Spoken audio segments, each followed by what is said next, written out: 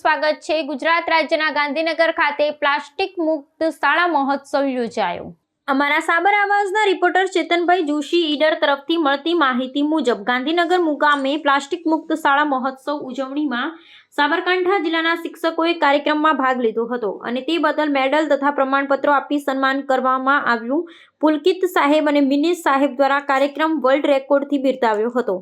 આ કાર્યક્રમ પ્લાસ્ટિક મુક્ત શાળા મહોત્સવ 2025ની world wide book of world તરીકે થયો હતો।